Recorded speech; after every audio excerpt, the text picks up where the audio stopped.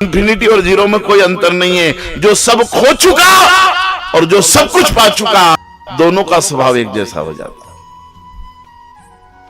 जिसको सब मिल गया हो वो भी अति विनम्र हो जाता है, और जिसका सब खो गया हो वो भी। ये बीच वाले बहुत इतराते हैं बस, है ना। नागा थोता चना बाजे, अधजल गगरी छलकत। जो आधा प्राप्त है ना वो बहुत चिल्लाता है, जो पूर्ण है वो भी शांत है, और जो खाली है वो भी। जो सब कुछ खो चुका वो भी ईश्वर को उपलब्ध है, या जो सब पा गया वो भी। उन दोनों में ज्यादा अंतर नहीं होता है, ये चिल्ला चोट बीच वाले ही ज्यादा करते हैं। इसलिए शून्य हो जाओ या पूर्ण हो जाओ, एक शंकराचार्य का सिद्धांत है, एक बुद्ध का सिद्धांत है।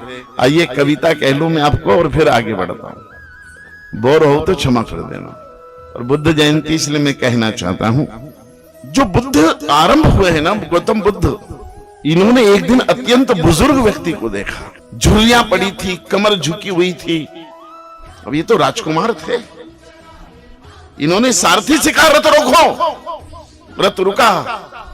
ये व्यक्ति, ये कैसा व्यक्ति है जिसकी कमर टेढ़ी है, चला नहीं जाता, लकड़ी के सहारे थोड़ी देर चलता, फिर सांस भर जाती, बैठ जाता है, ये क्या है? सारथी ने समझाया, राजकुमार ये बुजुर्ग है। बोले मतलब? बोले 60-70 साल की उम्र के बाद आदमी ऐसा हो जाता। नहीं हुई सारथी की कि आप भी हो जाओगे, लेकिन राजकुमार सिद्धार्थ ने पूछ लिया कि क्या मैं भी बूढ़ा होऊंगा? बोले महाराज आपको भी होना पड़ेगा। दुनिया में कौन बूढ़ा नहीं होता? किसकी कमर टेढ़ी नहीं होती? कौन निराश, कौन असहाय नहीं होता बुढ़ापे में? ऐसा ऐसा ऐसा ऐसा ऐसा ऐसा हो जाऊंगा मैं। थोड़े और आगे चले, लोग एक व्यक्ति को शमशान ले जा रहे थे कंधे पर उठाकर। बोले ये क्या है? बोले अर्थी है। इसके ऊपर क्या है? बोले महाराज मनुष्य है मरा हुआ। क्या? बोले हाँ, सबको मरना पड़ता है, और सिद्धांत को वहीं से वैराग्य पैदा हो। राजकुमार ने कहा मुझे बूढ़ा नहीं होना है, मैं मरना नहीं चाहता, मैं खोजूंगा, मैं खोजूंगा, मैं खोजूंगा, मैं उस ईश्वर तक पहुंचूंगा जो किसी को मृत्यु देता है, मैं उस अनंत तक पहुंचूंगा। और सिद्धार्थ उसी दिन आधी रात को वैराग्य के मार्ग पर चले, सब कुछ छोड़कर। लेकिन बहुत सावधानी से सुनना, सिद्धार्थ का जो वैराग्य पैदा हुआ है वो भय के कारण पैदा हुआ, डर से है, बुढ़ापे के डर से, मृत्यु के डर से ये मोक्ष के मार्ग पर गया महापुरुष है। शंकराचार्य भगवान का जो वैराग्य पैदा हुआ वो जन्मजात वैराग्य था।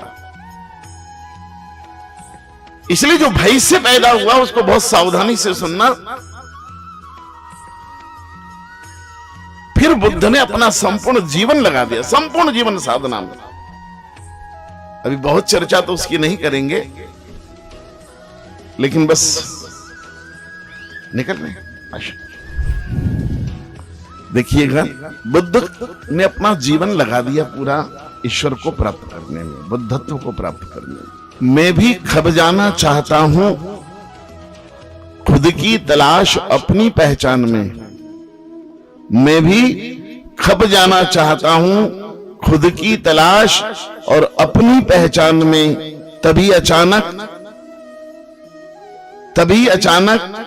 दीवार से टूटकर गिरता है मेरा अभिनंदन पत्र। तभी दीवार से टूटकर गिरता है मेरा अभिनंदन पत्र। एल्बम से छलांग लगा देती है मेरी स्मृतियां, और कानों में गूंजने लगती है अपने ही भाषण पर हुई तालियों की गड़गड़ाहट। मैं खप जाना चाहता हूं खुद की तलाश और अपनी पहचान में। तभी अचानक दीवार से टूटकर गिरता है मेरा अभिनंदन पत्र। एल्बम से छलांग लगा जाती है मेरी स्मृतियां, और कानों पे गूंजने लगती है अपने ही भाषणों पर हुई तालियों की गड़गड़ाहट। और यश की इसी यशोधरा का पल्लू मेरे पैरों में फिर लिपट जाता है, और एक बार फिर मेरा सिद्धार्थ बुद्ध होते होते बच जाता है। हम सब बुद्ध बनना चाहते थे, लेकिन मजबूरियों ने सबको।